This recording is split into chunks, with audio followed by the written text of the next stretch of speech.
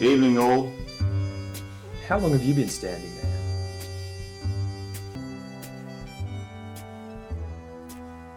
Ashley McGree, you haven't aged a bit. You look more beautiful now as a woman than you did as the girl I knew.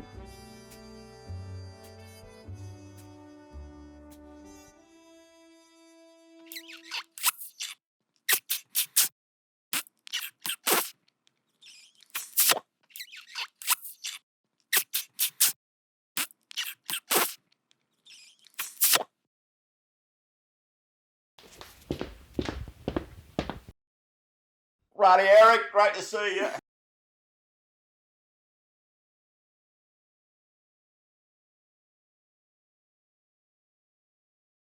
Fred, still as fat?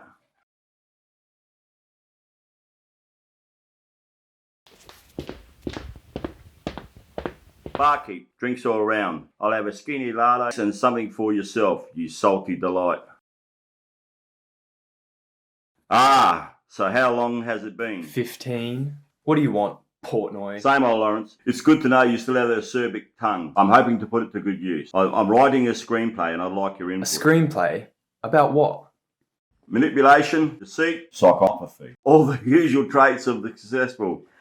Why do you need us for that? Ah, good question, Freddie boy. The basic storyline, but it's a comedy thriller and I need material that relates to the common people. That's where you guys come in. How exactly do we come in, Francis? You all work in the public sector as counsellors and I need your stories. What stories?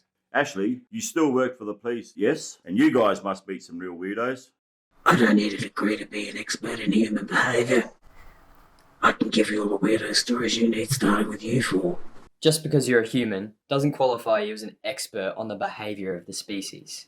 What story is this again? It's called The Headfuckers. Oh yeah, I'm sure it's a modern day Finnegan's Wake. Sounds completely unethical. What's wrong with your own experience? Well, I'm an academic. I figured you would know which stories the public would find funny. The Headfuckers? Really? Yeah, it's about a psycho-terrorist who burns schools, a psycho-sexual killer who lops off his victims' heads and fornicates with them, and the nuts trying to catch them. Nope, I'm out. Count me out too. The whole thing does sound extremely unethical. There is potentially a lot of money in But it. the Headfuckers? I just don't think any network will go for it. Does he burn the schools down with the kids still in them?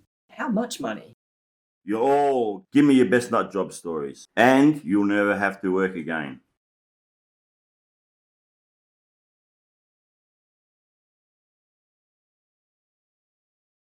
And what if we don't make any money? Sounds terrible. Terrible enough to ruin our careers. Yeah. Fred's already been fired from his own TV show. That's exactly why I want you, and your names will never have to be credited. I'm in. Fred! What? I have a psychology degree and spend my life listening to spoilt little brats all day. If I can use them to my advantage, why not? Yeah, okay. Count me in too. I'm sick of guys crying and whinging all day. I mean, we all have problems, right? Yeah, why not?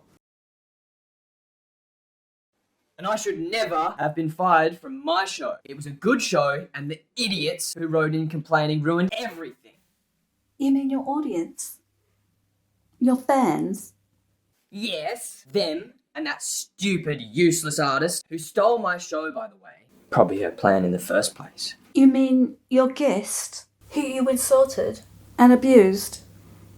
You disappoint me, Ashley. I thought you were smart enough to see through the publicity hype. Please welcome Michelle Graham, everybody. Now, we have some of your pieces here. Can you talk us through them? These are examples of my fusion of traditional and contemporary paintings. People can find them on my website with the stories for each. And as an artist, what classification do you consider yourself? I consider myself an Indigenous artist. Oh! How interesting. So you're a racial artist. Well, usually artists class themselves in the style they paint, such as portraits or landscape, not their race. This one looks interesting. What's it about? It looks like a comic strip. This is a political satire piece showing the history of our cultural destruction since colonisation. Of course. Still, it's not exactly original though, is it? I mean, is there anyone in this country who doesn't know that story? Let's face it, it's been done to death. Are you for real? What are you hoping to achieve through work like this?